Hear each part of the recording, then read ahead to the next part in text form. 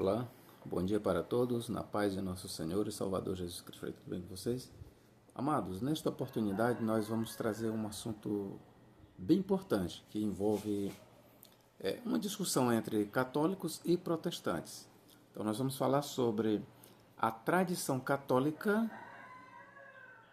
versus a sola escritura, certo? De um lado nós temos os católicos que defendem que não somente a Bíblia, mas também a tradição extra-bíblica deve ser aceita. Do outro lado, nós temos a ala protestante, evangélica, que diz que somente a Bíblia, sola escritura. Então, nós vamos tratar de forma não tão extensa este assunto, desculpa. Afinal de contas, o que é que nós devemos ensinar? A tradição e a Bíblia, ou seja, a tradição católica e a Bíblia, devem ser ensinados? Ou devemos ensinar apenas a Bíblia, o que os protestantes chamam de sola escritura? Eu sou o professor Nathaniel Mendes de Castro e você é muito bem-vindo a este canal, ok, queridos? Então vamos lá. Antes de eu entrar propriamente no assunto, eu quero lhe dizer uma coisa. A Escritura, a Bíblia Sagrada, ela não foi escrita a partir de uma revelação. Como assim? Explique melhor, professor. Ou seja, erram aqueles que pensam que a Bíblia Sagrada ela caiu do céu. Né? Erram também aqueles que pensam que os autores eles não dependeram de outros livros para comporem os livros que hoje nós temos como Escritura Sagrada. E aqui eu vou lhe mostrar, primeiro no Antigo Testamento, depois no Novo, que os autores bíblicos, eles dependeram, sim, de tradições, quer sejam tradições orais, quer sejam tradições escritas, para comporem o que nós temos hoje como os livros sagrados. Por exemplo, vamos ler aqui em Números 21:14, o que diz aqui, ó. Pelo que se diz no livro das guerras do Senhor, contra Vaeb, em Sufa, e contra os ribeiros de Arnon. Este livro aqui, chamado O Livro das Guerras do Senhor, é um livro que não existe mais. Mas este livro ele era conhecido do nosso autor. O nosso autor que escreveu o livro de Números, ele conhecia este livro e citou textualmente alguma passagem deste livro, pelo que se diz no livro da Guerra do Senhor, certo? Então você começa a ver logo aqui nas páginas do Antigo Testamento que o próprio Antigo Testamento ele foi escrito a partir de outros livros que já existiam. Vamos lá. Versículo 27, é o que diz no mesmo capítulo. Pelo que dizem os que falam em provérbios, pelo que dizem os que falam em provérbios. Aí ele vai citar o provérbio. Vinde a Esbom, edifiquem-se e fortifiquem-se a cidade de Sião. Então você vê aqui que nós temos aqui duas tradições. Uma escrita e outra um provérbio que parece-me que é falado. Pelo que dizem os que falam em provérbios, os que falam em provérbios. Vinde a Esbom, edifique-se e fortifique-se a cidade de Sião. Nós temos aqui mais uma citação extra-bíblica. Ou, pelo menos, nós podemos dizer que ela é anterior ao livro de Números. Ok? Josué 10:13, é o que diz aqui, ó. Josué capítulo 10, verso 13. Ó. E o sol se deteve e a lua parou, até que o povo se vingou de seus inimigos. Isso não está escrito no livro do reto? O autor pergunta, isso não está escrito no livro do reto? Isso o que ele acabou de narrar. O sol se deteve e a lua parou até que o povo se vingou de seus inimigos. Ou seja, o que ele estava narrando aqui estava escrito no livro do reto. Esse livro do reto está na Bíblia Sagrada? Não. Mas quem escreveu o livro de Josué tinha em mãos este livro. E os destinatários do tratado, o livro de Josué, os destinatários, eles conheciam também Este livro do reto, então, eu estou mostrando aqui para vocês que a Bíblia Sagrada, ela foi composta, e alguns trechos da Bíblia eles foram compostos a partir de outros livros que já existiam, ok? Ou seja, existe uma tradição anterior aos livros sagrados. 2 Samuel 1,18. 2 Samuel 1,18. O que é que diz aqui? Ó? Dizendo ele que ensinasse aos filhos de Judá o uso do arco, o uso do arco, eis que está escrito no livro do reto. Então aqui, Davi ele está pranteando o quê? O pranto de Davi por Saul e Jonatas. E aqui Davi ele faz referência a um determinado cântico, e este cântico, que é chamado o Cântico do Arco, e dizendo ele que ensinasse aos filhos de Judá o uso do arco, ou seja, o uso do arco, eis que está escrito no livro do reto. Então, Davi aqui ele faz uso, faz referência a uma obra, não somente extracanônica, mas é uma obra escrita que antecede ao livro de Samuel, e que ele pegou parte desta obra e escreveu aqui. Ok, queridos? 2 Crônicas 29, 29. 29, 29.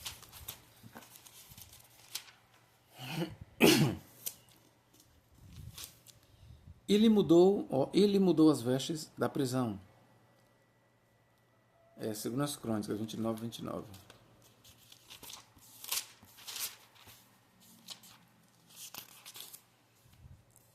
Vamos lá.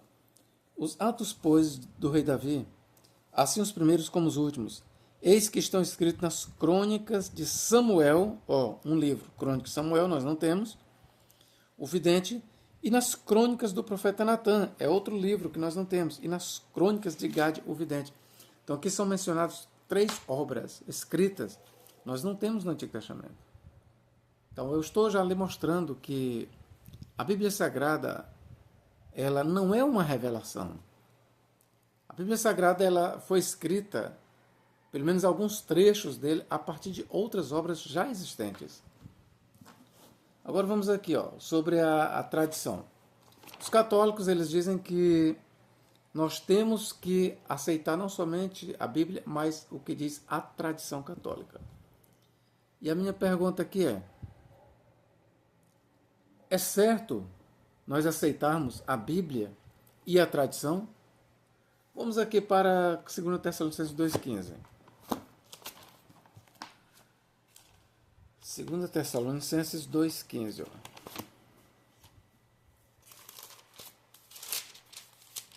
Vamos aqui.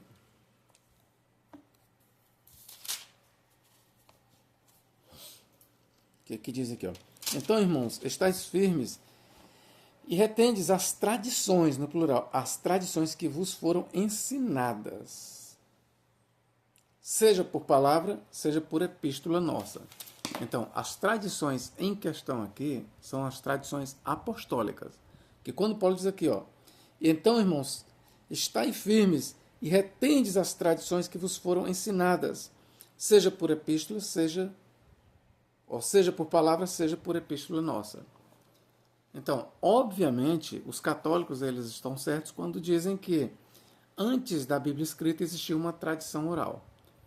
E eu digo que antes do que nós temos aqui, o Novo Testamento, já existia uma tradição não só oral, como uma tradição escrita.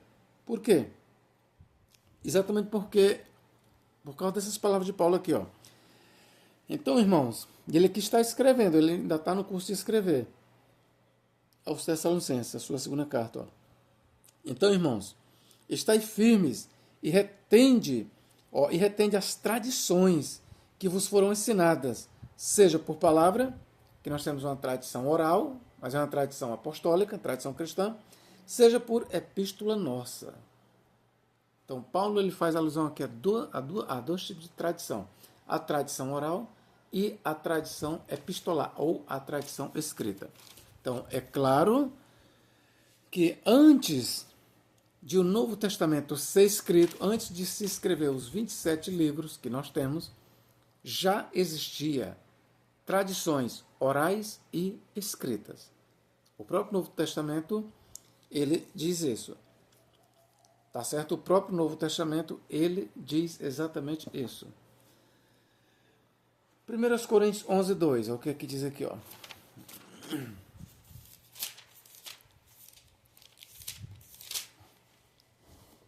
E louvo-vos, irmãos, porque em tudo vos lembrais de mim e retendes os preceitos, aqui diz preceitos, outras versões diz tradições, como vos entreguei.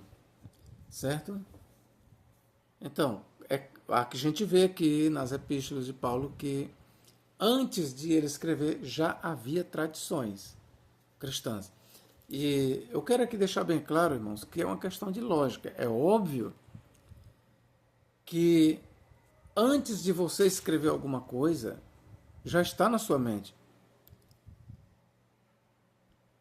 É óbvio isso, tá entendendo? Que antes de você escrever alguma coisa, já está na mente. E muitas coisas que são escritas, antes elas são faladas. Eu não vou dizer, obviamente, que tudo que é escrito antes é falado, mas, no mínimo, tudo que é escrito antes é pensado. Isso aqui é inquestionável. Tudo que a gente escreve antes é pensado. E muitas coisas que são pensadas, elas são faladas para depois serem escritas. Então é claro que antes da composição dos livros do Novo Testamento já existia uma tradição oral e escrita. Segunda Tessalonicenses 3,6. Vamos voltar para lá.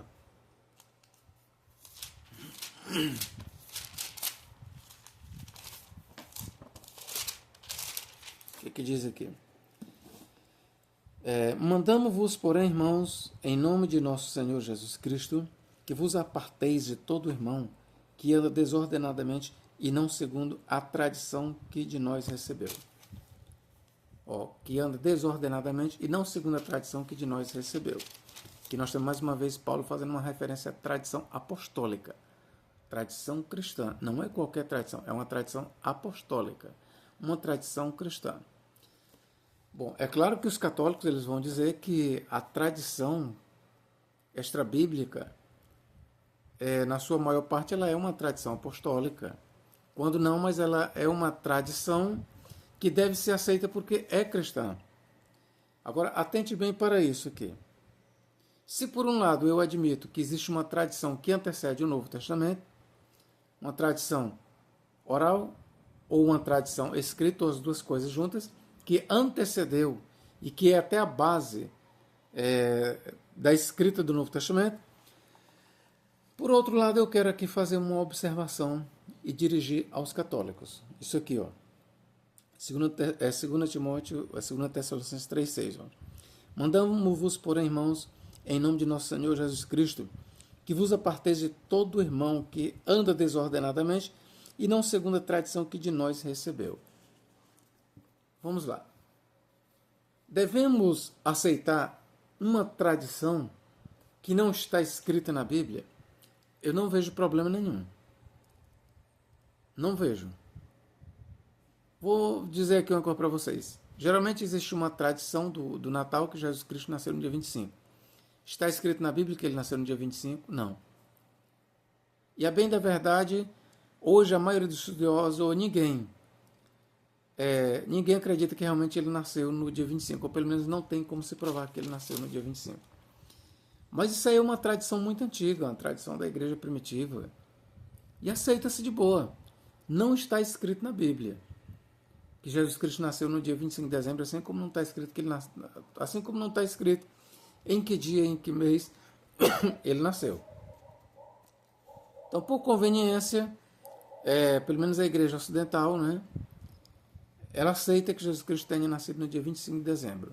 Celebra-se isso. Mas os mesmos que celebram, eles sabem que não foi assim. Mas aceita-se, isso aí é uma tradição.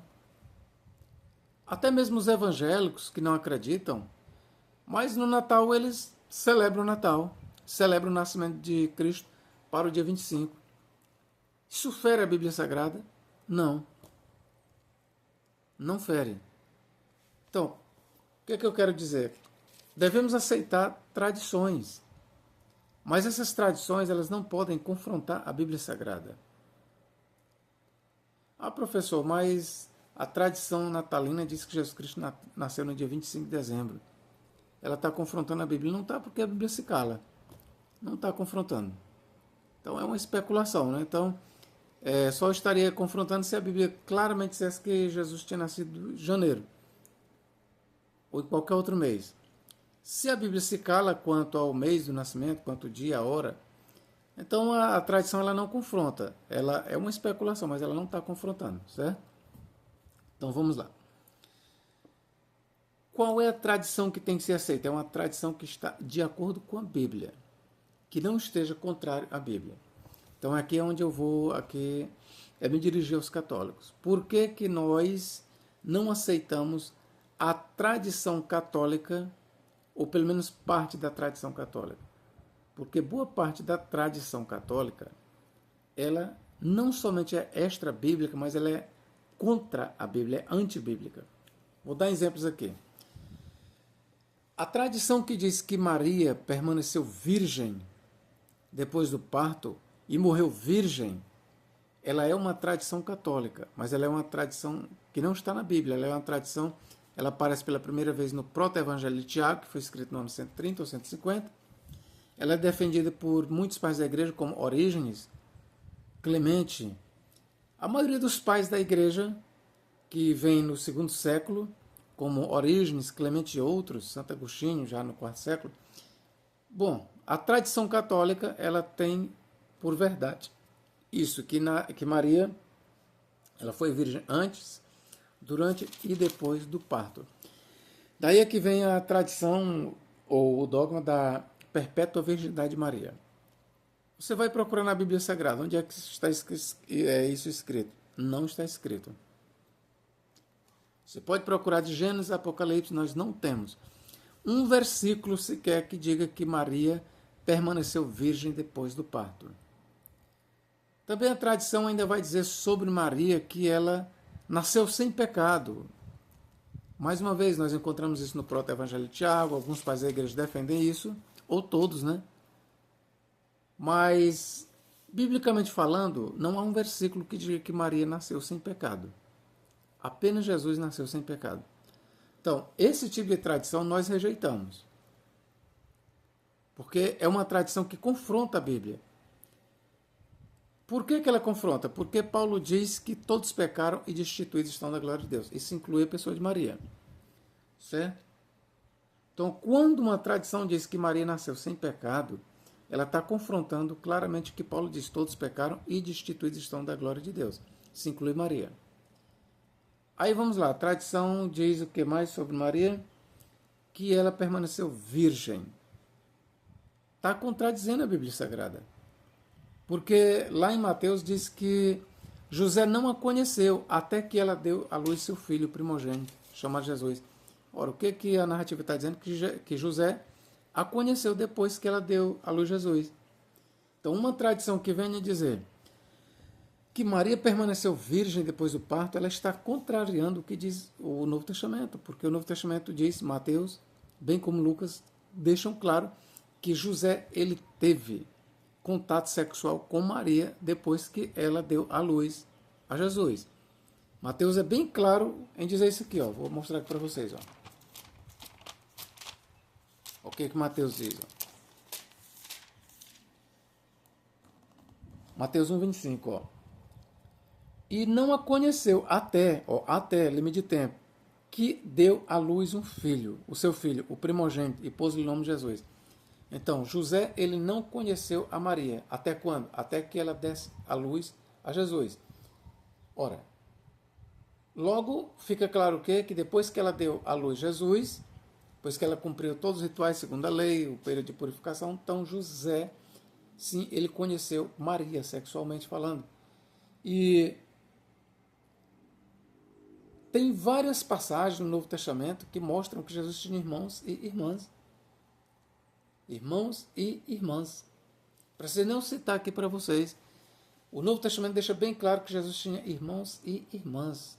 Juntando todas essas peças para nós formarmos o quebra-cabeça, nós chegamos à conclusão, sim, que Jesus não foi o único filho de Maria. Então, a tradição que diz que Maria era virgem antes, durante e depois, ela era virgem antes do parto. Mas depois não. Ok, queridos? Então, vamos lá. O que nós temos mais para lermos aqui? A infalibilidade papal é bíblica? Não. Não. Eu não vou nem me aprofundar nisso aqui. Basta eu lhe dizer o seguinte, que apenas Cristo é infalível. Apenas Deus é infalível. Apenas Cristo, apenas Deus, ele não erra. A Bíblia diz: seja todo homem mentiroso, somente Deus verdadeiro. Certo? Então, a doutrina da infalibilidade papal, basta você consultar na história para você ver que um papa se opõe ao outro, desfez o que o outro diz. Acabou a história. Então, esse tipo de tradição aí nós rejeitamos. Nós não aceitamos esse tipo de tradição, certo? Agora vamos aqui partir para o lado protestante. Sola Escritura. Aí os protestantes dizem: não, então nós só podemos usar a Bíblia, só aceitamos a Bíblia. Isso é uma lenda. A sola Escritura é uma lenda. E eu vou provar já já. 2 Pedro 2,4 e Judas 6 falam em anjos que caíram, que não guardaram o seu principado. Foram aprisionados no Tártaro, estão aprisionados. De onde é que Judas e Pedro tiram esta narrativa? Do Antigo Testamento? Não. De onde é que eles tiraram? Do livro de Enoque. Livro de Enoque e livro de Jubileus são os livros mais antigos da tradição apócrifa ou judaica, extra-bíblica. Então, nesses dois livros, Enoque e Jubileus, lá há a narrativa dos anjos que se macularam com mulheres e perderam o seu lugar no céu e foram precipitados, foram presos no Hades ou no abismo ou no Tártaro. Esta narrativa de anjos presos em correntes eternas, aguardando o dia do juízo, ela não está, conforme eu já falei, no Antigo Testamento. Ela está onde? No livro de Enoque e no livro de Jubileus. Então, é uma lenda dizer que não, nós só podemos usar a Bíblia Sagrada. Isso é lenda, irmãos. Se por um lado a gente combate a tradição católica, quando ela contraria a Bíblia Sagrada, devemos combater, também devemos combater esta ideologia sola escritura. Isso é uma lenda. Quando alguém vir dizer para você, não, a gente só pode usar a escritura, lembre que tem 2 Pedro e Judas 6. Nós ainda temos aqui, eu vou ler para vocês aqui, ó.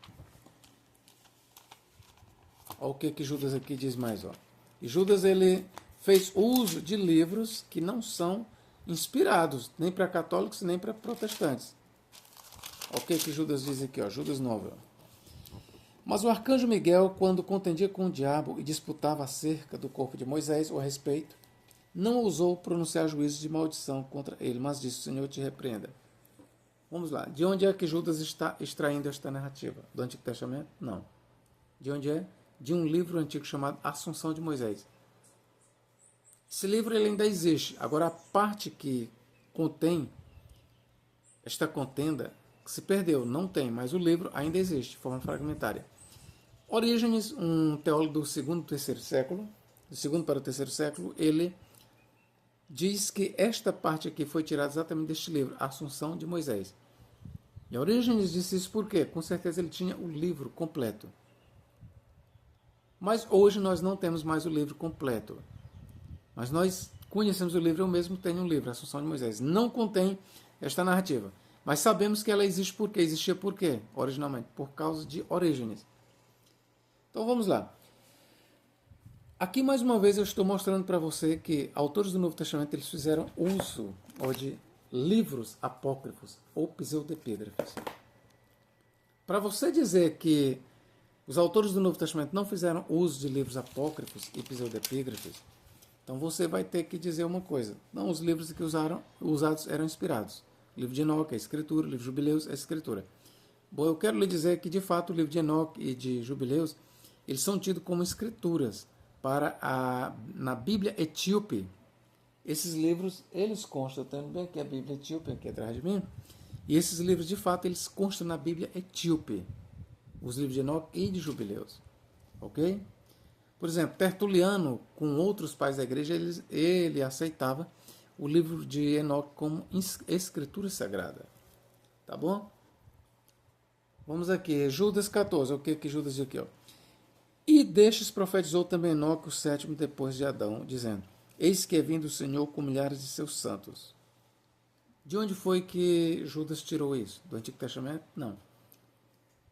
Você não vai ler no Antigo Testamento Enoque profetizando sobre a vinda de Cristo, sobre a vinda do Senhor, sobre a vinda de Deus para julgar os ímpios. Não. E de onde foi que Judas tirou isso? Do livro de Enoque. Enoque, capítulo 1, você pode ler. Capítulo 1, verso 9. Outras versões traz lá Enoque, capítulo 1, versículo 6, seja como for. Você lê o capítulo 1 de Enoque e você vai ver que o que Judas diz aqui, ó, nos versículos 14 e 15, está textualmente escrito lá em Enoque, capítulo 1. Tá bom? Então, de onde foi que Judas tirou essa ideia de que Enoque profetizou sobre a vinda do Senhor? Não do Antigo Testamento, mas do livro de Enoque. Ok? 2 Timóteo 3,8. O que Paulo diz aqui? Ó.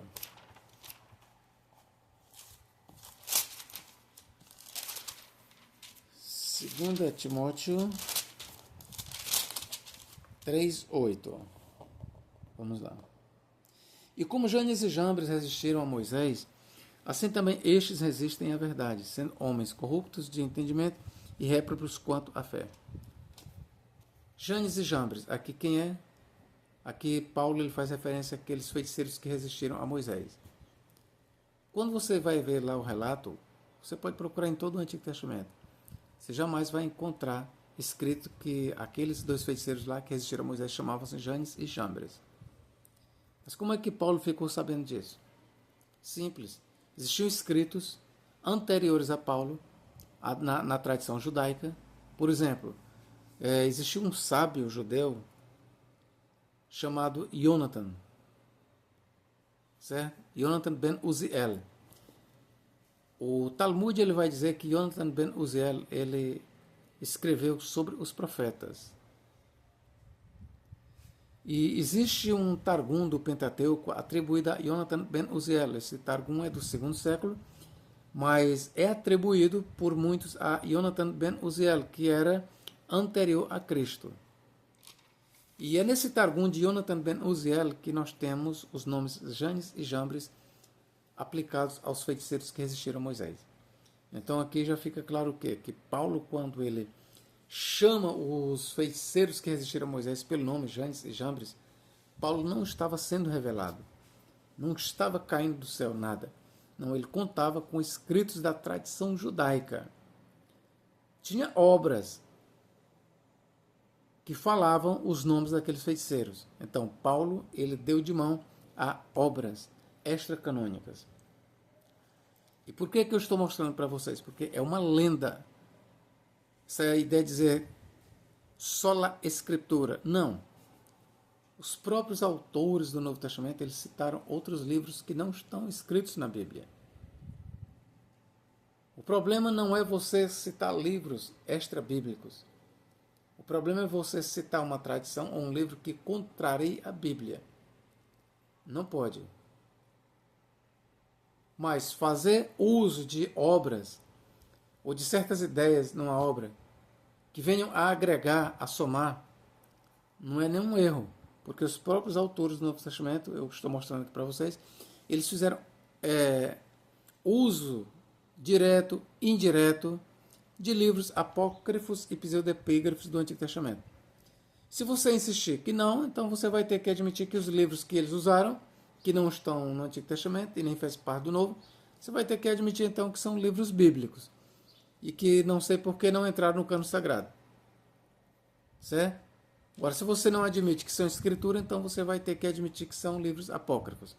E uma vez que você admita que são livros apócrifos, então você vai ter que admitir que os autores do Novo Testamento eles fizeram uso sim de livros apócrifos e pseudoepígrafos, ok? Então eu fiz aqui uma análise tanto da tradição católica como da sola escritura. E ambas falham. A verdade é essa. A tradição católica, quando ela é ensinada que contraria a Bíblia, e na maioria das vezes contraria, nós devemos rejeitar. Assim também, a ideia, o slogan sola escritura, ele não pode ser aceito. Não pode, porque os próprios autores do Novo Testamento fizeram uso de outros livros. Por exemplo, os Adventistas do Sétimo Dia, eles são os que mais levantam a bandeira sola escritura, mas eles mentem. Os Adventistas, eles não usam só a Bíblia. E, aliás, eles usam a Bíblia, mas guiados por quem? Por Ellen Goldwhite. Ellen Goldwhite escreveu livros que eu acho que dá mais do que a Bíblia Sagrada. Então, os Adventistas do Sétimo Dia, eles aceitam os escritos de Ellen White como inspirados, como escritos revelados. Como é que eles vêm dizer só a Escritura se eles mesmos usam os livros de Ellen Goldwhite? Os mormons, eles não usam somente a Bíblia, pelo menos eles são abertos. Eles claramente, eles não têm esse negócio de só a Escritura, não. Os mormons, eles usam, além da Bíblia, eles usam os escritos que eles consideram sagrados ali de Joseph Smith, o livro de Mormon, e aí vai. Mas a Igreja Adventista do Sétimo Dia, ela tem uma hipocrisia de dizer só a Escritura quando ela considera e usa e interpreta a Bíblia Sagrada pelos escritos de Ellen White. Por quê? Porque ela considera Ellen White como uma profetisa, como uma mulher que foi revelada por Deus, foi usada, revelada, e tudo que Ellen White escreveu, sim, não pode ser questionado. Os Adventistas ensinam assim. Então eles não aceitam só a Bíblia Sagrada. Esse slogan dos Adventistas é um slogan mentiroso. Tá certo? É mentiroso. Bom, e a parte de qualquer coisa, a sola Escritura é uma lenda. Nenhuma igreja usa apenas a Bíblia Sagrada. Nenhuma igreja, ela usa apenas a Bíblia Sagrada. Ok? Se ela não tem outros livros, conforme tem a igreja adventista, mas o seu pastor, quando ele diz sola Escritura, ele vai injetar ideias ali, muitas vezes, ele vai pregar ideias que são contrárias às Escrituras. E quando a igreja absorve, defende, recebe a interpretação de determinado líder, mas esta interpretação ela confronta a Bíblia, ele já não está andando de acordo com essa regra sola Escritura, mas ele está seguindo a Escritura de acordo com a ideia de seu líder, de seu pastor. Ok? Então nenhuma igreja, ela segue somente a Escritura. Deus em Cristo nos guarde, nos abençoe agora e para todo sempre. Amém.